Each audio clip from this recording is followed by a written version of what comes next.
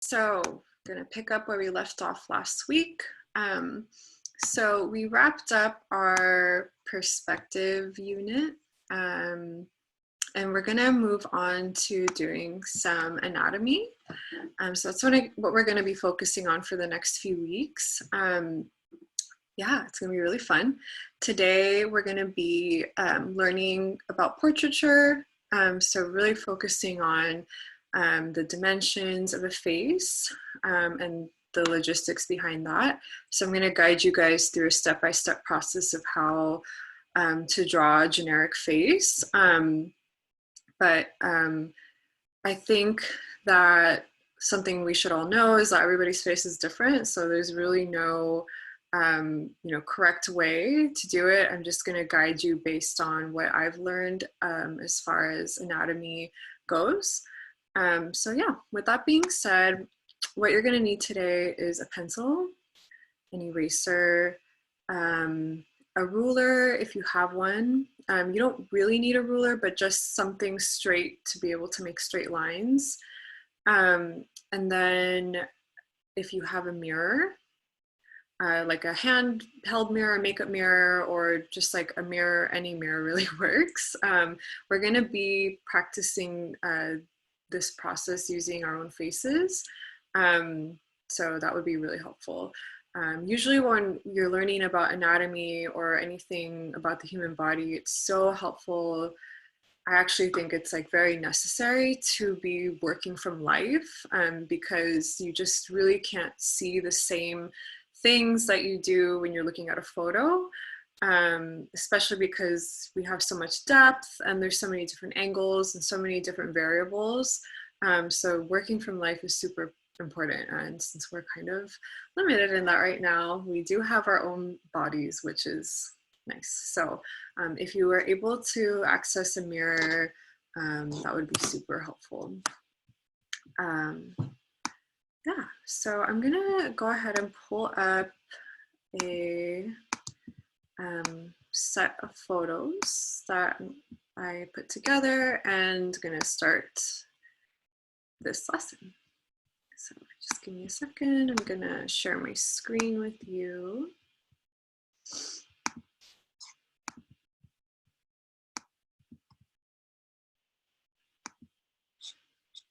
Okay. So before we get started on the actual tutorial, I just want to talk a little bit about portraits.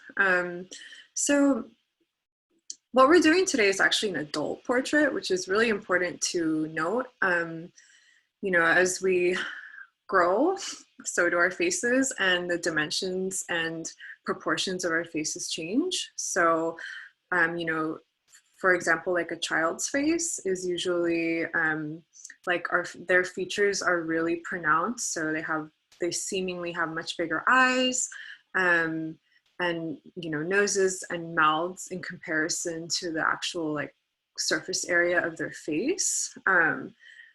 And as we get older, all of this changes, right? So, there's kind of a difference, or pretty big difference, between drawing a child versus drawing an adult, drawing an elderly person. Like there's lots of different stages of a person's face. And a lot of it is doable with just, observing and really like paying attention to details. But just so you know, these proportions that we're working on today don't necessarily apply for all ages. So that's one thing to keep in mind. Usually when we draw portraits, there's a couple of distinct styles people do. This one right here is the image I drew, and I think it illustrates well like a front-on portrait, which is what we're going to be doing today. And when something is like front on, it's usually very symmetrical. I mean, people's faces aren't 100% symmetrical, but for the most part, things usually align pretty well. So when you're looking straight onto somebody, you can see, all of their face basically, and it's not in any kind of perspective. So that's front on.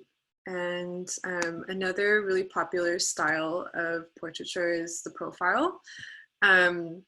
This is like a really great way to start portraits if you're just learning, because, you know, you don't have to necessarily align everything and make it so symmetrical like it is when you're looking front on to somebody.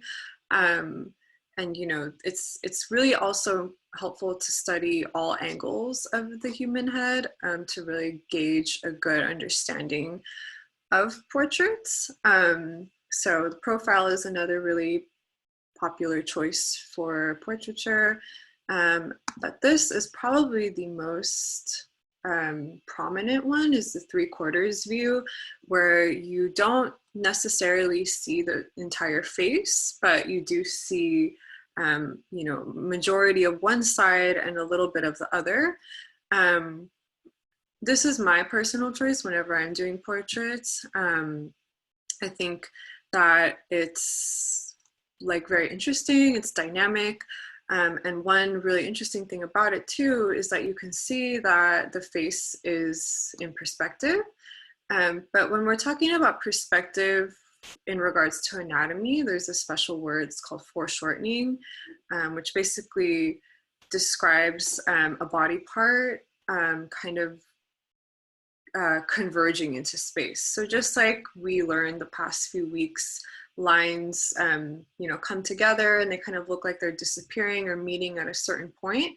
The same exact things happen with our bodies. And so that's really important to keep in mind when we're drawing really anything, but especially with anatomy. If you are trying to make something look realistic, just remember that everything is in perspective in our world. Yeah, so that's kind of like the three main styles of portraiture, but what we're going to be doing today is a straight on portrait. And so this is what we're going to end up with today. And you can see I have all these lines marked up here. So these are the general proportions of the face. Like I said, everybody's face is unique and different, so they don't always come together like this, but in general, these are good guidelines to go by, at least when you're beginning and sort of like placing things. And then as you go and develop your drawing, you know, all the unique details will sort of come together. Okay, so I'm gonna go ahead and get started. Okay, just let me know if you need a little extra time to get set up and I can slow down. But just for the sake of time, I'm gonna go ahead and begin. This up. Okay.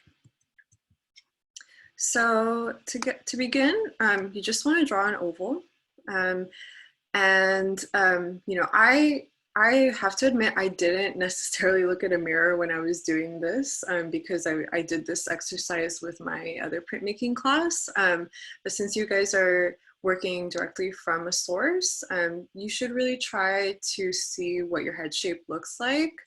Everybody has a different head shape and, you know, facial structure. But just like with our drawings last week, you don't need to get too caught up in details. Just for the sake of this right now, an oval is perfectly fine. If you know, if you have a more rounder face or head, or like a more oval shaped head, then you can, you know, adjust the shape accordingly. But just an oval works out fine. And then once you have the oval, I want you to split it into halves. So first down the middle, and then across the middle. So your head should be in 4 pieces. So I'll give everybody a little bit to do that.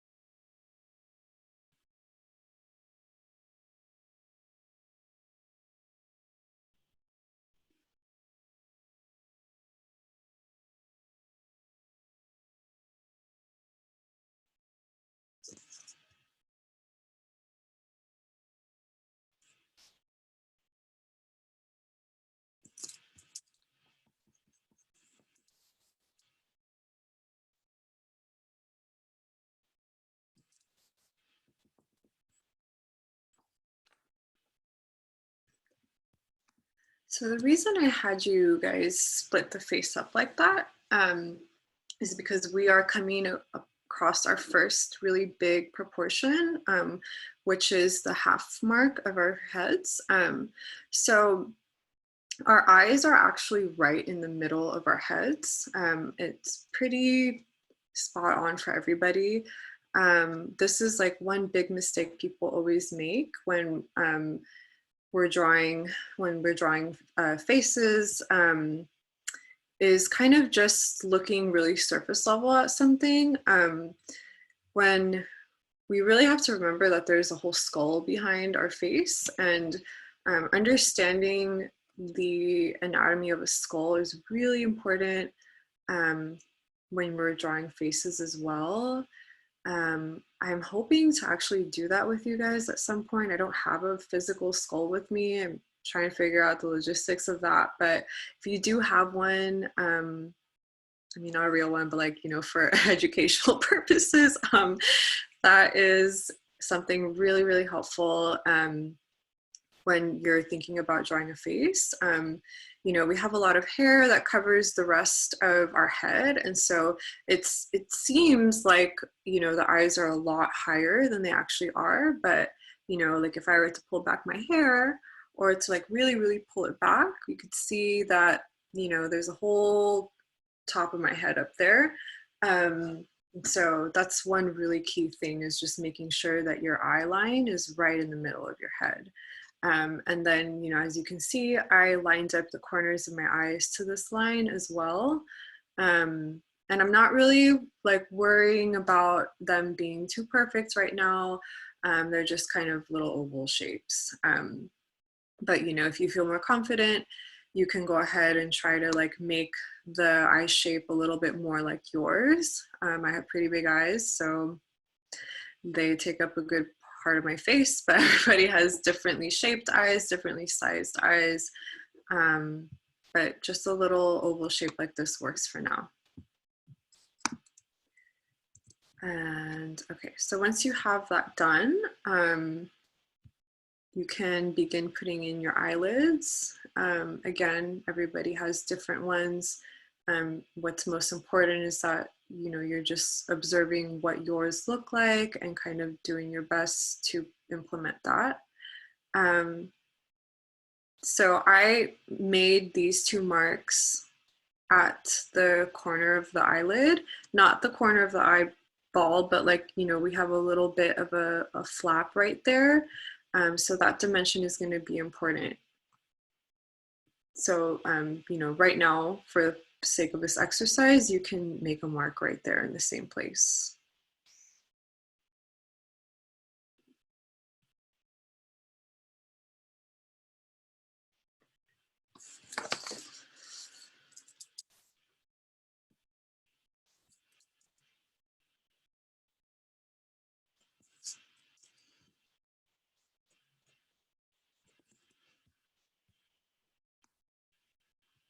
Oh, another important thing to note is that the area in between your eyes is also the length of one eye.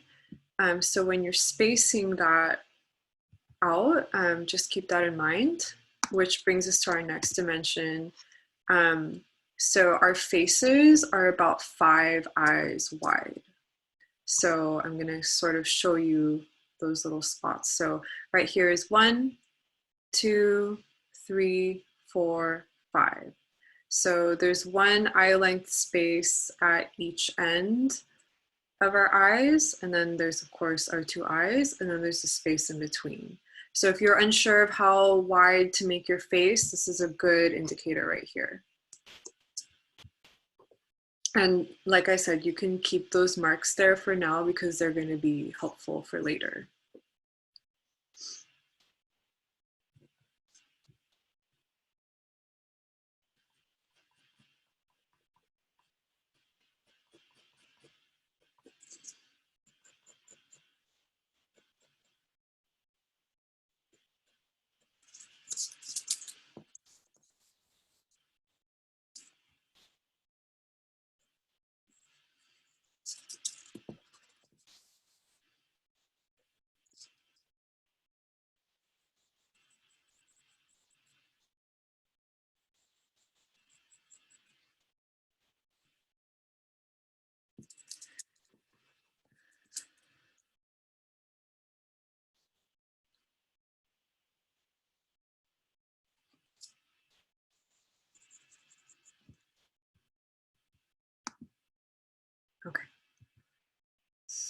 So, okay guys, so whenever you're ready, the next important thing we're gonna do is split our bottom half of the face in half.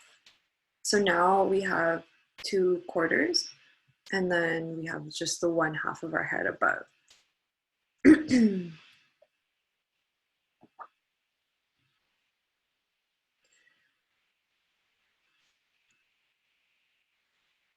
So let me know if that doesn't make sense. What we're establishing right now is basically where our noses end. And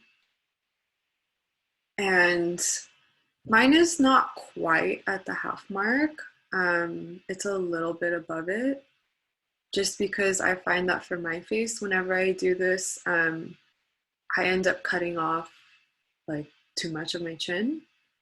So I just put it a little bit above the half mark, but really everybody's different. So whatever seems right for your face. Just in general, it's about, you know, 1/4 of a half. So you can go ahead and make that line there.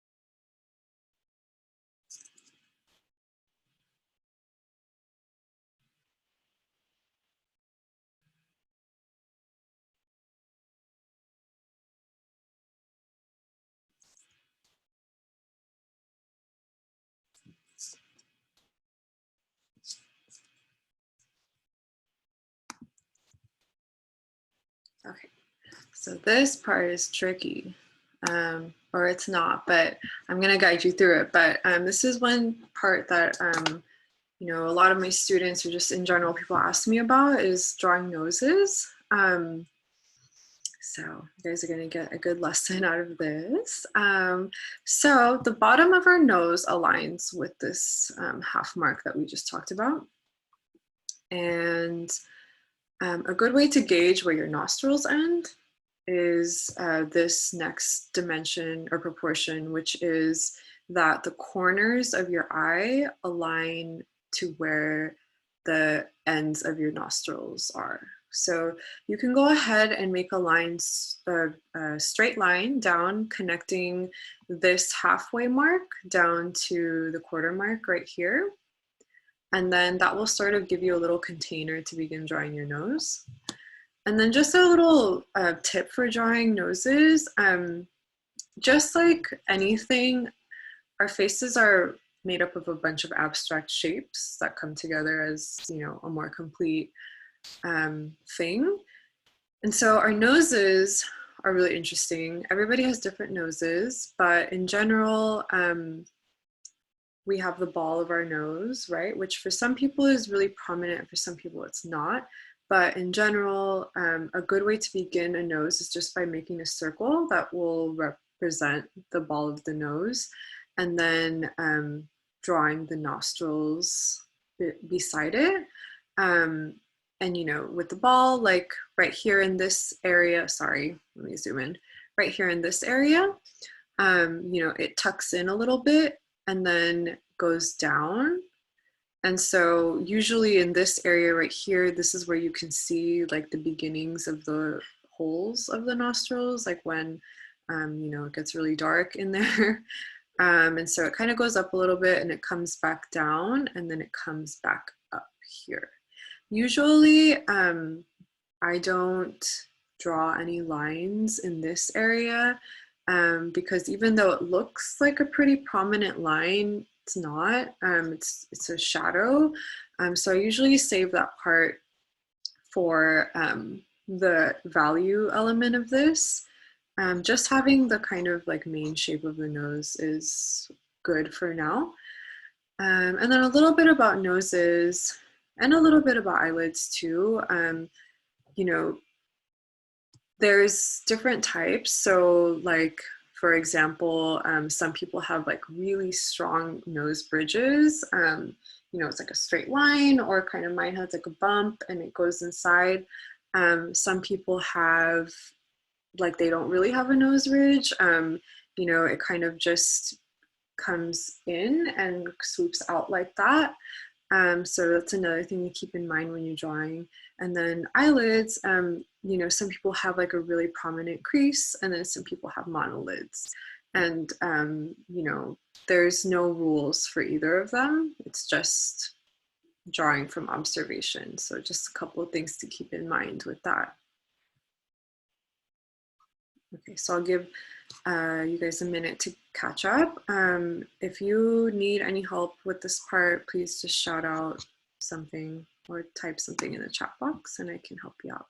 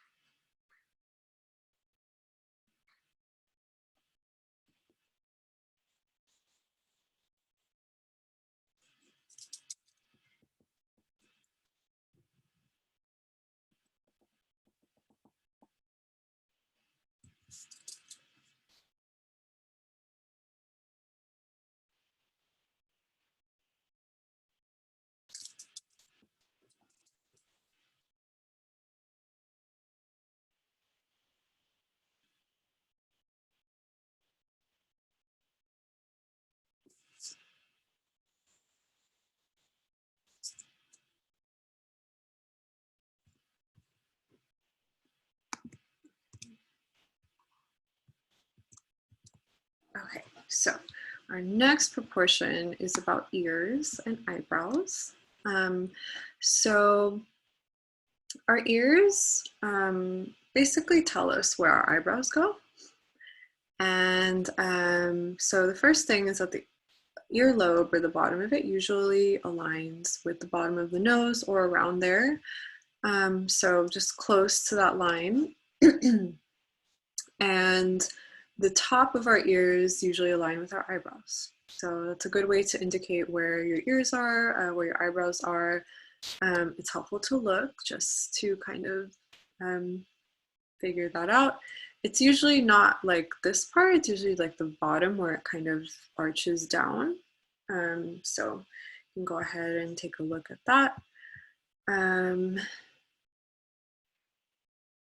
fact, our ears change with age. So as you get older, they get bigger. Just something I thought you might want to know if you didn't know it yet. So if you're drawing a more elderly person, they're usually going to have bigger ears, or a younger person is going to have smaller ears. But yeah. And like you can't see too much of the ears in this angle. So probably next class we're going to go into like more specifics, like hands and ears, feet, maybe some like really specific body parts. But for now, just the general shape of the ear is fine, especially because we don't see that much of it, especially because most of the time our hair covers our ears. But usually like the hair comes in last. This is just helpful for figuring out other parts. And again, like this exercise is showing us that, when you're drawing something, it's really important to be developing lots of things at the same time, because everything is in relation to each other, which is like really interesting to see, especially in our faces. So yeah, just keep that in mind. With any type of drawing, just always be developing different parts of it and not really, getting caught up in one specific place.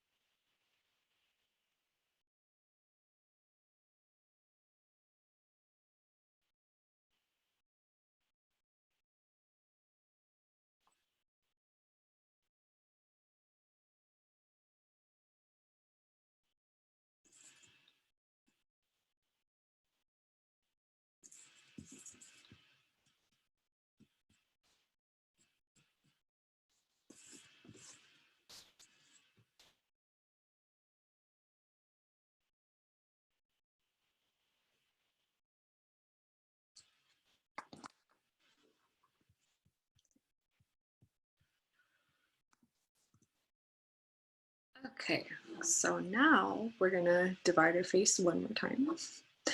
And so this mark is, so we're imagining that this bottom quarter is split into 3 parts. And so just imagine that you're doing 1/3 of the bottom half of the face.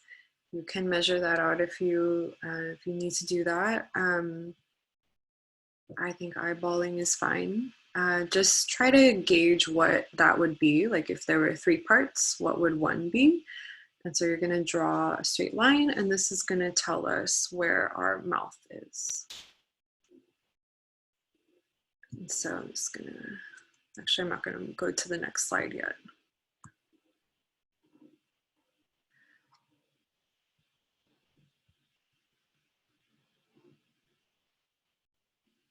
Also at this point, like, just as some background, this drawing I did before. And so it's a little bit cleaner than what, doing it like spot on would be. So, as you are going, you can start refining shapes, like your face shape. At this point, I still hadn't put in like, you know, like the, you know, real shape of my face. You know, there's like our cheekbones, which definitely add dimension to us. And, you know, like erasing any lines that you aren't using anymore is helpful, just so that it doesn't get too confusing. So you guys can be working on that as well.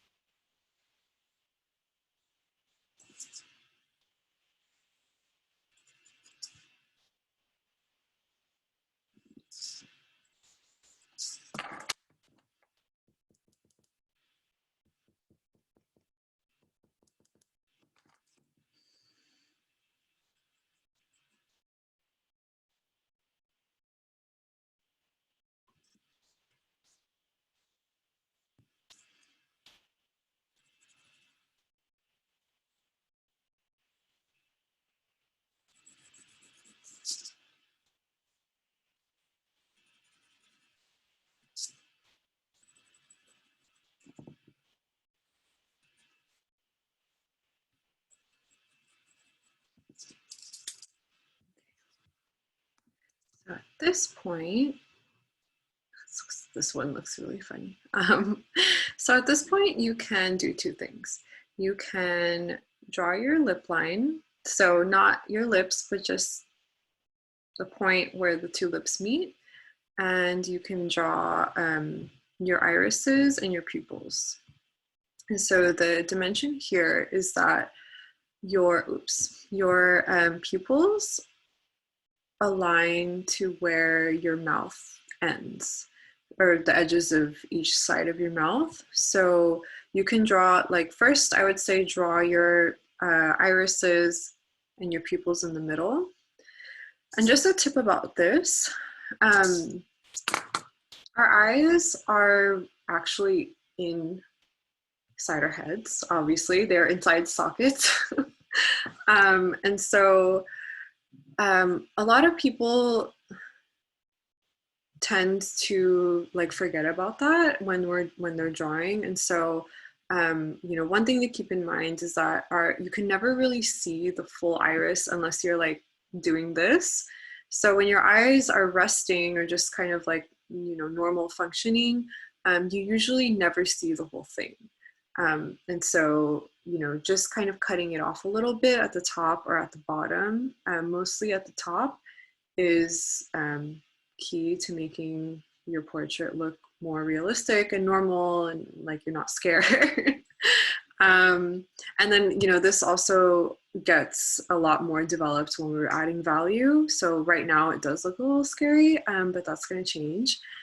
And you know, the pupil is usually right in the middle, but it depends on where you're looking also. But in general, if you're looking straight forward, they're right in the middle. And so once you have those drawn in, you can draw a straight line down, and this indicates where your mouth line is. And you know, everybody has a unique mouth shape, mouth line, but in general, like we do have like a sort of a ball in the middle of our mouths, and at the very end, our lips sort of tuck in. And so this is a good shape to sort of set that up, but it varies with everybody. So just really look at your mouth and see like how defined this is. For some people, it's really sharp. For some people, it's very straight. Some people, it goes downwards. Some people, it comes back up. So this is a part where you really should observe closely what your mouth looks like. Yeah, so that's the next step. We're almost finished with this part.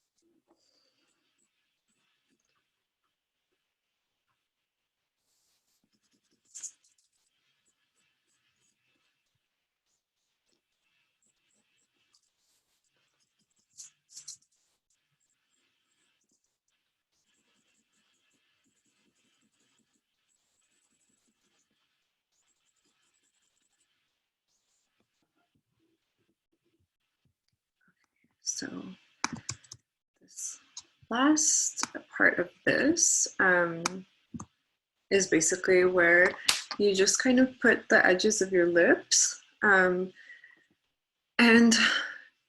the lips are also a tricky thing that gets more defined with value. For a lot of what we've been doing so far, it's amplified a lot by value, which we're going to go into next. But for now, just kind of gauging the general shape of your lips. They don't have to be super defined, just kind of like this. Usually the top lip is more defined than the bottom. There's like a lot more muscles and stuff going on down here. So just kind of like, you know, there's usually a pretty prominent shadow on the bottom lip. So just kind of finding that. And then this part, the cleft, I don't think that's what it's called. I don't know what it's called. This part right here. You know, definitely make sure that you include this. One mistake I always made when I was learning how to draw, and still make sometimes, is not creating enough distance between the nose and the mouth.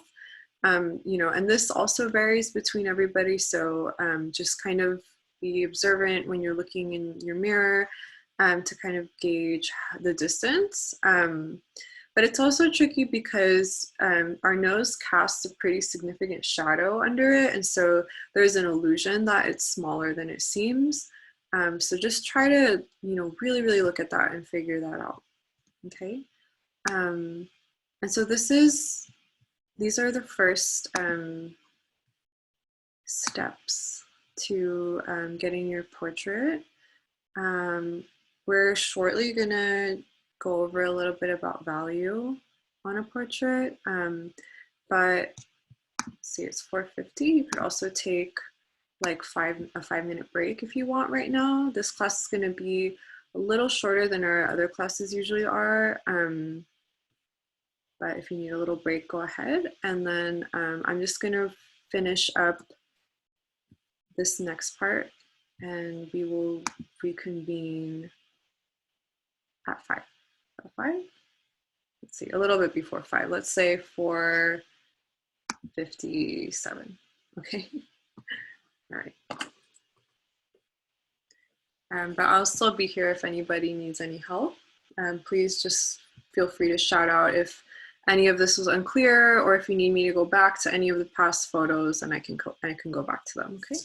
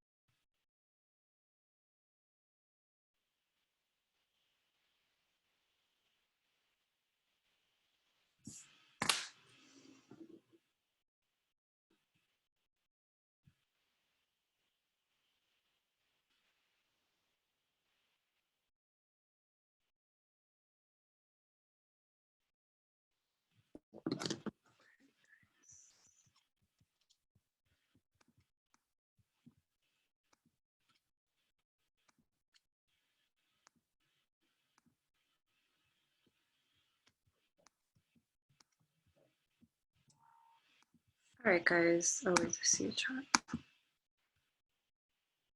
Oh, okay.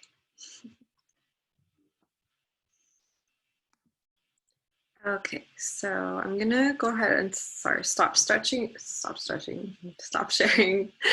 this part and switch over to a new visual. Okay.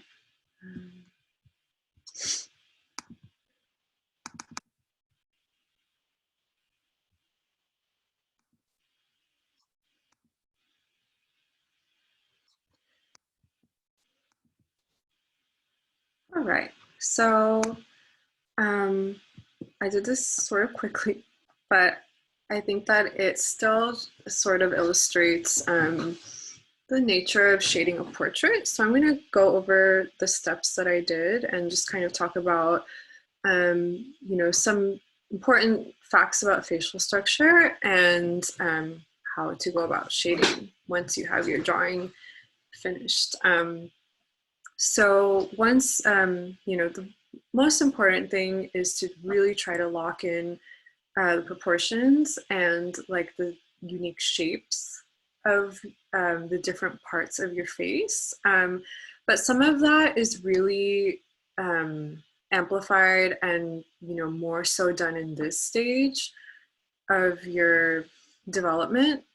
So I'm going to talk about that a little bit. You know, really just like shading anything else and all of the other value lessons we've been talking about, you want to begin by just kind of putting in the shadows first. The shadows, like the really prominent shadows, are a good place to begin. And so I'm going to sort of talk about some of that. So first, I'm going to start with the eyes. Like we were kind of touching on before, our eyes are inside sockets, and so they're really like receding in our heads. You know, you can see the eyeball kind of sticking out, but it, you know, behind our eyelid, like there's a huge eyeball, right? And we can only see a very tiny part of it. So one thing to keep in mind is that the eyes are generally in shadow. The only part of the eye that's like actually white is the highlights that are usually in our pupils and irises. And like maybe tiny parts of the actual whites of our eyes. But in general, usually this sort of top part of our eyes are in shadow. So the line where our eyelashes are is very dark. It's one of the darkest parts of our faces. And then inside here, I usually just start off by filling in a shadow that goes across the whole eye. And then I go in and I develop the details after. But this will also depend on the color of your eyes. You know, if I had more time, I would have gone a lot darker with this because my eyes are brown. But it would be different if you have blue or hazel or green eyes or like lighter colored eyes. This part really depends on that. But in general, there's definitely always a shadow. This helps take away that kind of like scared look that sometimes you see in portraits when that isn't done, you know, because unless, you know, like I said, unless you're like really opening your eyes like that, you don't really see that part of your eyeball. So that's the eyeballs right here. And then just a little bit more about the eyes. So we have, you know, the inner part right here, the edge of our eyes, and then at the very edge, that's where our eyelashes are. So usually this part I do leave white because usually whatever light is hitting you is going to reflect off of that since it's flat. So that's really important. And you know, as we get closer to the actual inner parts of our eyes, this kind of becomes less seen, but you do see this flap right here that begins to turn into our eyelid. So just making sure that you include that is really important. And, you know, these parts of our eyes aren't as visible as, you know, let's say the line where our eyelashes are or the line of the crease of our eye. But it's still important to go in with shading in here. Let's see. And then This is really important too, our nose bridge. So, you know, making sure you have enough space right here between your eye. So in between where the eyeball ends and where the nose bridge ends, there should be a significant space. Otherwise, it just looks like your eyes are way too close together. So yeah, just keep that in mind. And then right here, so this line right here is basically where our cheek begins. And it's a little bit more prominent in older people. Usually children don't have this, or if you have really great skin, then God bless you. But in general, this does exist. And so accounting for that too. And you know, don't be afraid to make yourself look old. Like, I mean, I remember when I was learning how to draw, I had a really hard time doing all of this stuff because I felt like it was making me look ugly, or, our beauty standards hold so many weird things, like having perfectly, tight faces and, that kind of stuff. But this is part of our anatomy and it exists and it's okay. So, just looking for all this stuff is important. And it's really interesting too.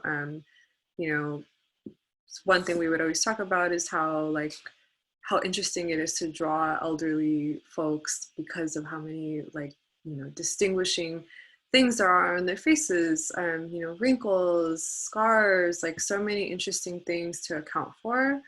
So, don't feel like you're making yourself look ugly or whatnot.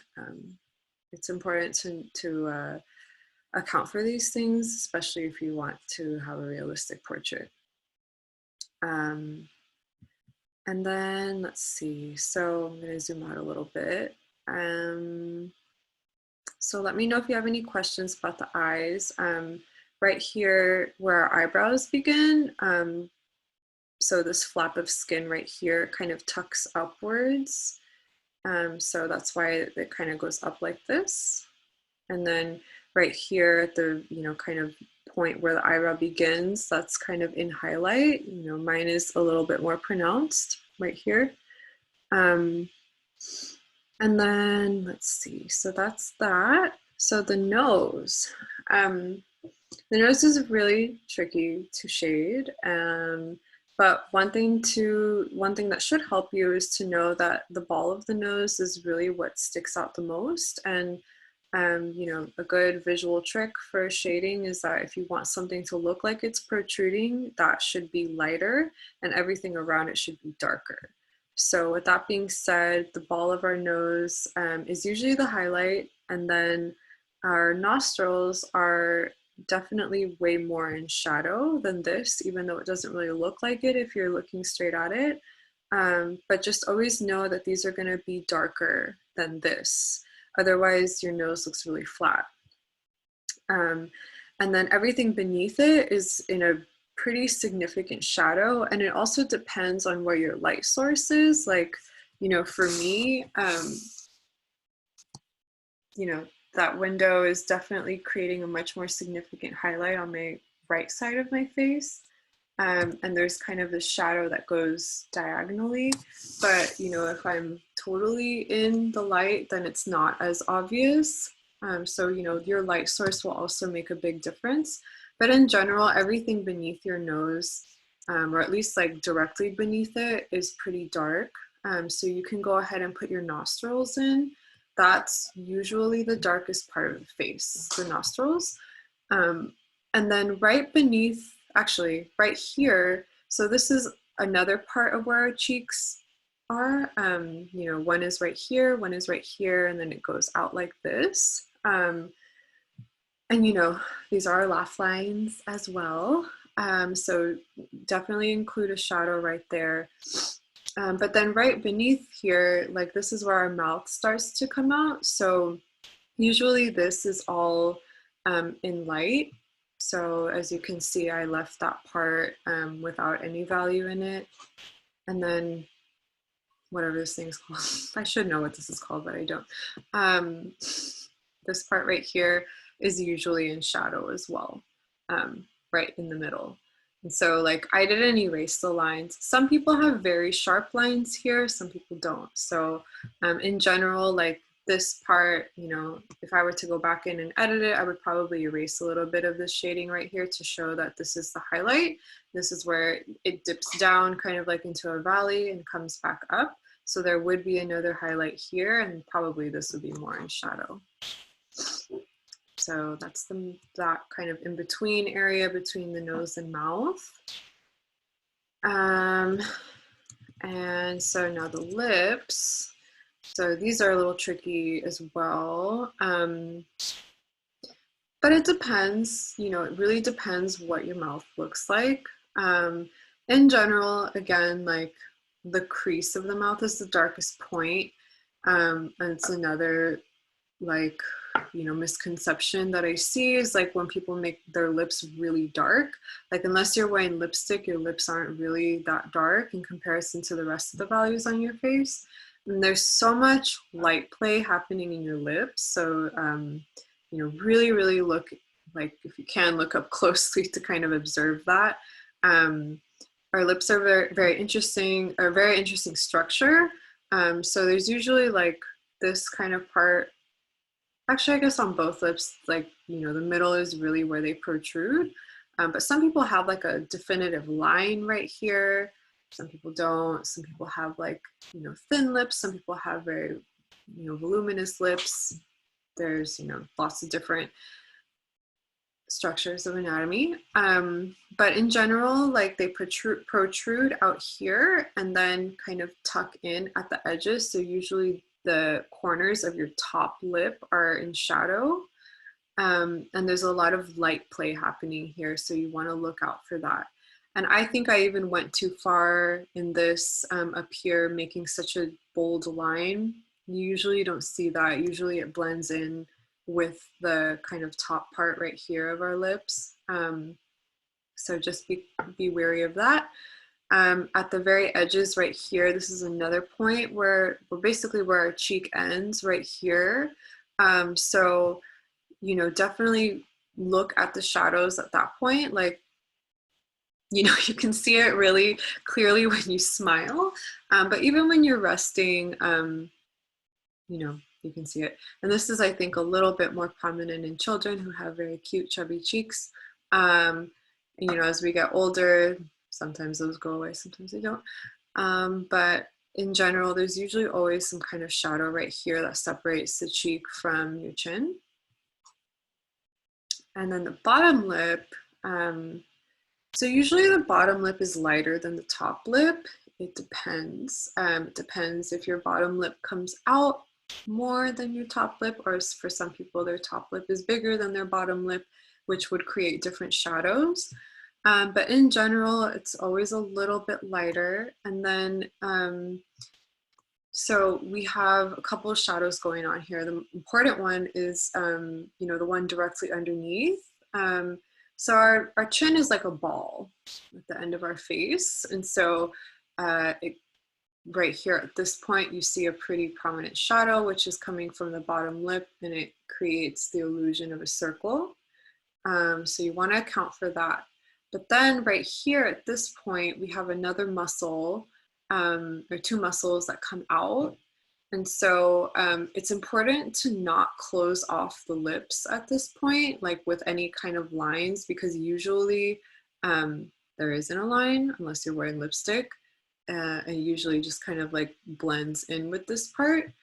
You know, it's different for everybody, but something to keep in mind. And then there's usually like a reflective shadow underneath here. But usually, like in general, the most highlighted part of the lips is right underneath the crease right here of the mouth. Yeah, and like I said, this isn't fully developed, so it's not, you know, I could go more and like get really intricate with it, but this is, I think, good for the purpose of explaining this. Let's see. And then, you know, like I was talking about earlier, cheekbones, some people have really defined ones, some people don't. But in general, like the edges of our face are in shadow, or like, you know, kind of signify the end of the form. And, you know, and just for the sake of not having your head floating there, you know, you can include your neck. And so, you know, you can see right now really clearly that the neck is very much in shadow, like drastically in shadow. So that's like a good way to create more depth, is just by putting in a lot of shading in this part. And then I'm going to talk a little bit about hair.